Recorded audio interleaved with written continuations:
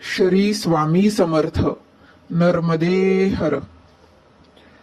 बाळाप्पा निर्लोभी व प्रामाणिक आहेत, त्यामुळे आपल्या अमूल्य वस्तू ते जपून ठेवतील याची खात्री असल्यामुळे सुंदराबाई पूजेचे किमती साहित्य, सोन्या चांदीचे अलंकार, उपकरणे बाळाप्पांकडे ठेवायला देत.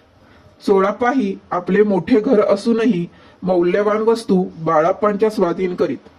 एकदा चोळप्पा गमतीने म्हणाले, महाराज, बाळाप्पा खजिनदार झाला आहे. त्यावर महाराज संतापून म्हणाले, तो जामदार आहे. खजिनदाराजवळ पैसा असतो, जामदाराजवळ सामान असते आणि तो केवळ त्याचा रखवालदार असतो. महाराजांनी ह्यातून दोघांनाही समज दिली.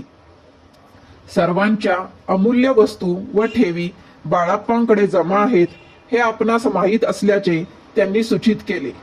तसेच बाळाप्पांच्या मनाला त्याचा अपहार करण्याचा मोह होऊ नये म्हणून तो जामदार म्हणजे रखवालदार आहे हेही महाराजांनी स्पष्ट केले. एकदा सुंदराबाईंनी महाराजांना सहज प्रश्न विचारला. बाळाप्पा तिथेच महाराजांची पिकदानी साफ करीत होते. महाराज, या बाळाप्पास आई बायको कुणी आहेत की नाही?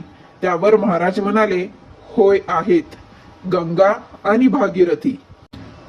हे ऐकून बाळाप्पा चमकले, कारण आपल्या पूर्वायुष्याबद्दल त्यांनी कधी ब्रही काढला नव्हता व महाराजांनीही त्यांना कधी काही विचारले नव्हते.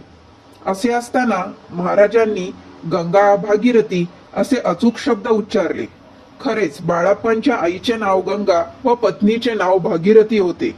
महाराजांचे अंतरसाक्षित्व व त्यांच्यातील देवत्व सिद्ध करणाऱ्या अशा असंख्य घटना बाळाप्पांनी अनुभवल्या.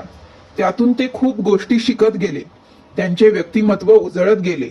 शुभाशुभ, सोवळे ओवळे अशा भ्रमक कल्पना ढासळत गेल्या.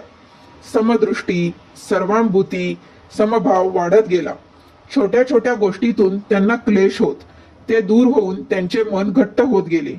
कोणतेही काम लहान वा मोठे नसते, ते करण्यात लाज वाटण्याचे कारण नाही हे त्यांना कळून चुकले. त्यांचे स्वभाव दोष महाराजांनी प्रयत्नपूर्वक दूर केले.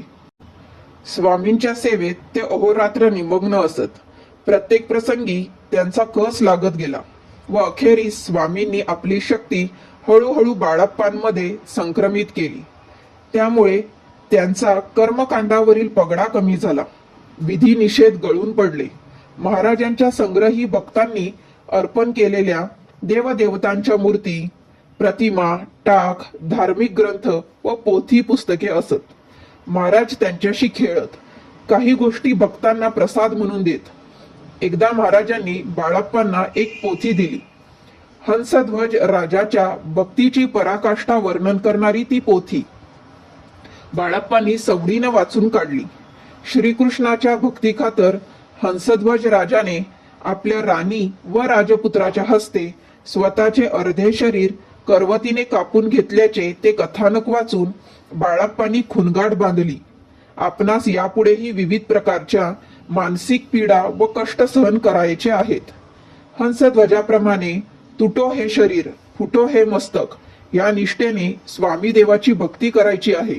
आपले भोग निमूटपणे भोगायचे आहेत. अक्कलकोट हे अक्कल शिकण्याचे स्थान किंवा अक्कल से खुदा पहचानो असे महाराज का म्हणत याचा उलगडा बाळाप्पांना अशा अनेक घटनांमधून होत गेला. बोला श्री स्वामी समर्थ. नर्मदे हर. जय शंकर.